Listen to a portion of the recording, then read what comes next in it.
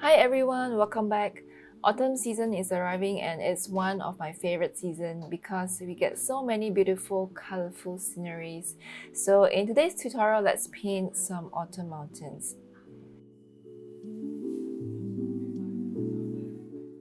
Diving straight into paints, let's go through some of the warm colors that we'll be using. The first lightest color that we have is cadmium yellow orange. It is a bright orange which can be used in painting some of the trees. And then we have burnt sienna, which is a lighter brown, followed by burnt umber. Burnt umber is slightly on the cooler hue. And then for the darkest brown, I'll be using sepia. And then next we have brown pink. This is sort of like a muddy yellow, which is nice to give a little bit of green hue among the trees, followed by greenish umber, and this is a darker green to help give some of the shadows among the trees and as well as the mountain. And last but not least, we'll have neutral tint. This is also the main color that I'll be using to paint the mountains and also the shadows for the trees. And here, this will be the reference photo I'll be using for today. If you're interested, I'll have it available in the description below. To start off, I'm briefly sketching the outline of the landscapes, of the distant mountains, and then the area where the trees will be. And that will be our simple pencil sketch. And let's start with painting the furthest mountains in the distance. And I'll be picking up a little bit of a very light wash of neutral tint that will be used to paint the mountains. So I'll be using two brushes here. The first brush will be used in applying the paints, and then the second brush will be used to blend off the colors that will help to give it a softer transition.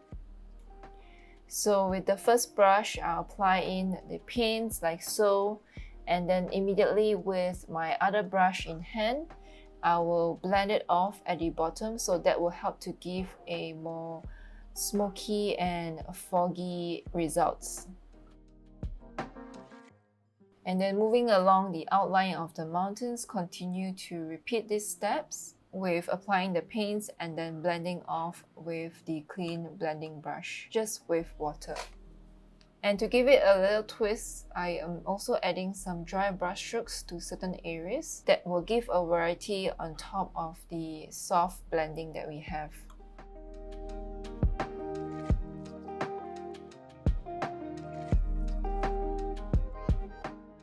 And then next, going down the second mountain, I'll add in a little bit of brown. Here I'm using burnt umber in the mixture, mixing a little bit as well with neutral tint. So as we go further down the page, the distance becomes nearer to the viewer's eyes, and then I will be gradually adding more warm colors to help create depth and distance in the entire landscape. I'm using the same techniques that we applied earlier in the distant mountains, using both dry brushing technique, and then other parts of the mountain I'll be applying the paints and then blending off with water. And as you can see, there will be darker values nearer to the outline of the mountains, and then as we move down to the bottom, it will become softer with more blending for the wet on wet.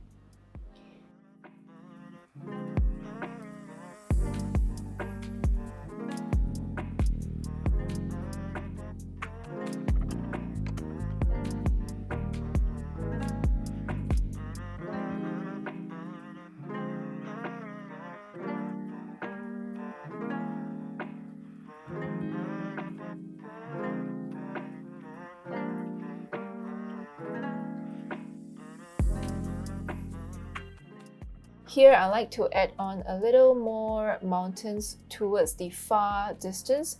So with a very light wash of neutral tint, even lighter with the first color we used earlier, it's almost transparent. I'm going to apply that right behind the mountains. This will give the illusion of an even further mountains in the background. and then again increasing more depth in the entire landscape.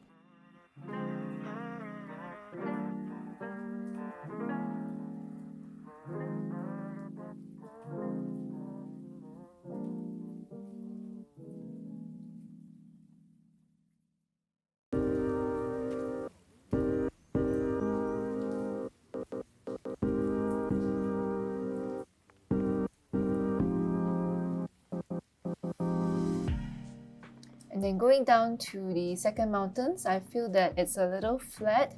I'll be adding more dry brush strokes to the area to create more shadows and valleys in the area. Also feel free to blend off the dry brush if you feel that it turns out a little too harsh by using just water to soften the effects.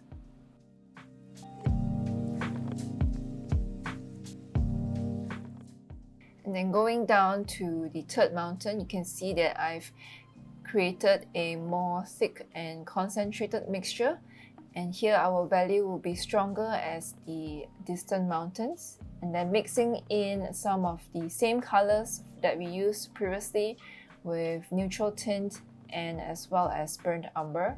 And here I'll be adding in a little bit of greenish umber to show a little bit of the greens at the valley of the mountains.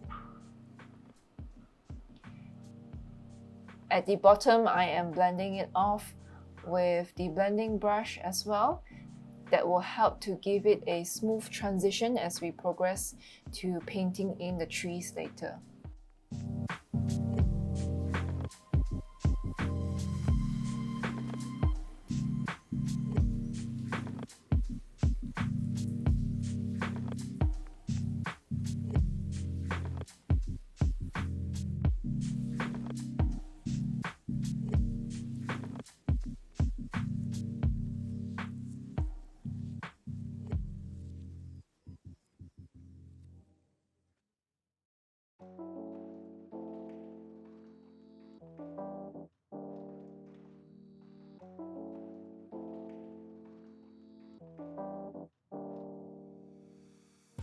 Alright, so we are done with the first layer of the mountains and I've left it to dry.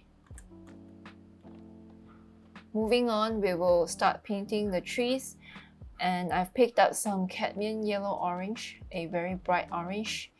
And let's start off with painting the trees. Using the tip of my brush, I paint in brush strokes like so to depict the fine branches of the trees. And moving downwards, I've added in a little bit of burnt sienna and followed by burnt umber. And at the end, I've mixed in a little bit of sepia to darken the browns and paint in the shadows at the bottom. Repeating the same process, starting off with the lightest color of orange and then going down to brown and darker brown that will be used to paint for the rest of the trees in this landscape.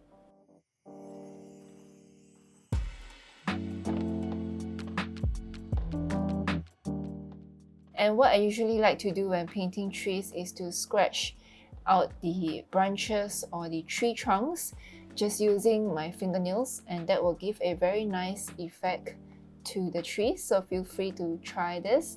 Otherwise, if you're not comfortable using your nails, you may also use a card, the sharp end of your card, or even the end of your brush or a pencil that has a sharp end to scratch the area.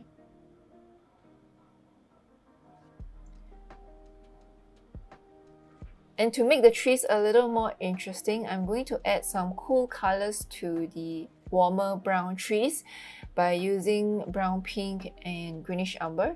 This will give it a little bit of cooler greens, the landscapes of the trees.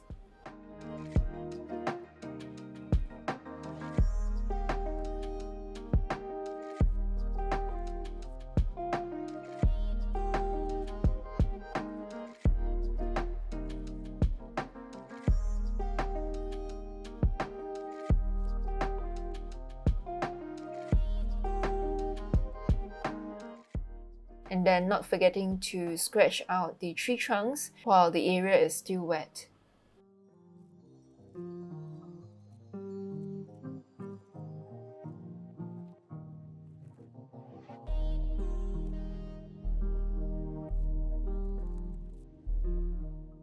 The trick to painting these trees is to ensure to leave some white gaps in between every brush strokes that you make that will help to create the airy feeling in the trees and then making it look less flat. So here I'll continue to paint the rest of the trees using the same colors of the orange and browns and as well as the greens to give some cooler hues to the landscape.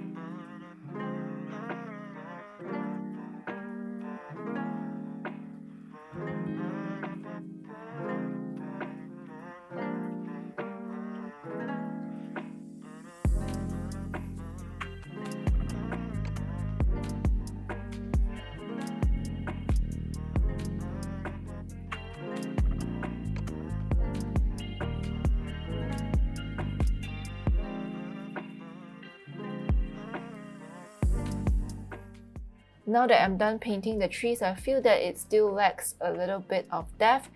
And if we look at the reference photo, we can see that towards the bottom area of the picture, it is almost pitch black. So I'm going to replicate that and apply it in our painting as well. I'm going to use a mixture of neutral tint and sepia and applying that at the bottom area. Doing so will help to create contrast and depth in the entire landscape. And by darkening just the bottom area, it will help to draw the bottom trees closer to the viewer's eyes. So let's do that. And as I'm applying the paints, I have again my blending brush in hand to blend off the areas so that it has a soft transition between the highlighted areas and the shadow areas. If you feel that the bottom area of your painting is dark enough, feel free to skip this step.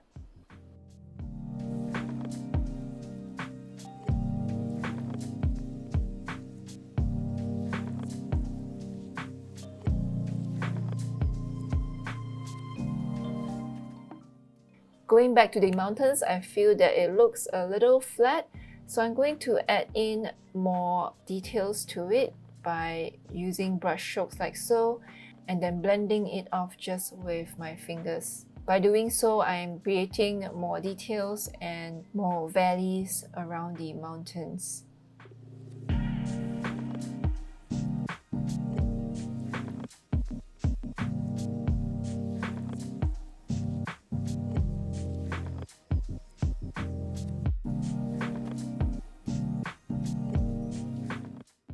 For the finishing touch, let's add in some white gouache and we will be painting in some dry brush strokes like so.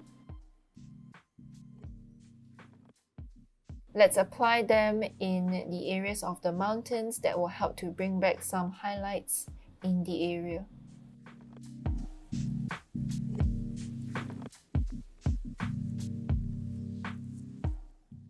Feel free to blend it off with your fingers to smoothen the harsh edges.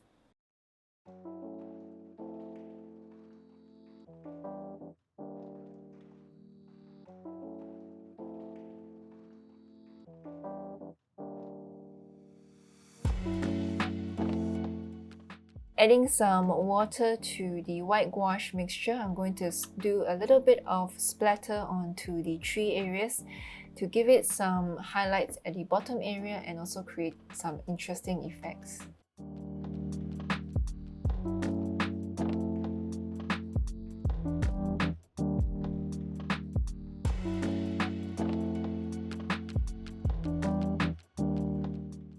And that's the end of our painting.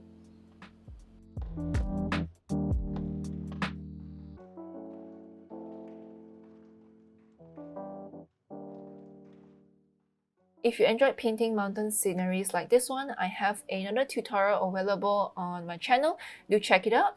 Instead of an autumn season, it has a very different palette of more greens in the grass areas, and I'll also be showing you different techniques on how to paint this type of scenery. So if you're interested, do check it out. I have the link available in the card above or in the description below.